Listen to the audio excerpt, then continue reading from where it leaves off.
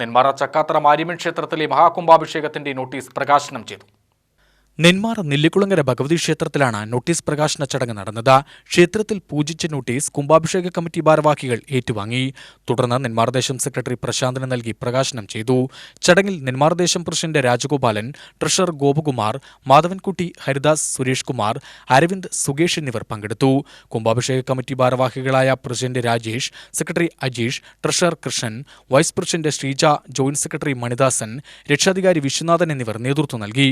ഈ വർഷത്തെ കുംഭാഭിഷേകം നെന്മാറ തട്ടകത്തിൽ തന്നെ അമ്മയുടെ മാമാങ്കം ഗംഭീരമാവുന്നതിന് വേണ്ടി നെന്മാറ ദേശത്തിലെ ഒരു പ്രശ്നം വെച്ച് നോക്കിയപ്പോൾ ദേശത്തിൻ്റെ എല്ലാ ആളുകളുടെയും കൂട്ടായ പ്രവർത്തനം ഉണ്ടാകണമെന്നും ദേശത്തിൻ്റെ എല്ലാ കാര്യങ്ങൾക്കും മാരിയമ്മൻ കോവിലിൽ എത്തി വഴിപാടുകളും മറ്റുള്ളതും കഴിക്കുന്നതിനുള്ള എല്ലാം പ്രശ്നവശാൽ കാണുകയുണ്ടായി. അതിൻ്റെ അടിസ്ഥാനത്തിൽ ഈ വർഷത്തെ കുംഭാഭിഷേകത്തിന് നെന്മാറ ദേശത്തിൻ്റെയും ദേശവാസികളുടെയും എല്ലാവരുടെയും അകമഴിഞ്ഞ സഹകരണവും സംഭാവനയും മറ്റുള്ളതെല്ലാം നൽകിക്കൊണ്ട് മഹാകുംഭാഭിഷേകം വളരെ ഗംഭീരമാകുന്നതിന് വേണ്ട എല്ലാ അനുഗ്രഹങ്ങളും മാരിയമ്മയിൽ നിന്നും ലഭിക്കുന്നതിനും നെല്ലിക്കുളത്തി അമ്മയുടെ അനുഗ്രഹം ലഭിക്കുന്നതിനും വേണ്ട എല്ലാ കാര്യങ്ങളും കമ്മിറ്റിയുടെ ഭാഗത്തുനിന്നും ദേശത്തിൻ്റെ ഭാഗത്തുനിന്നും എന്നും ഉണ്ടാവുമെന്ന് പറയാം.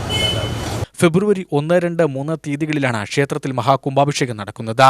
ബ്രഹ്മശ്രീ BS ഗുരുവായൂരപ്പ സ്വാമി കുംഭാഭിഷേക ചടങ്ങുകൾക്ക് കാർമ്മികത്വം വഹിക്കും. UTV news, Palakkad.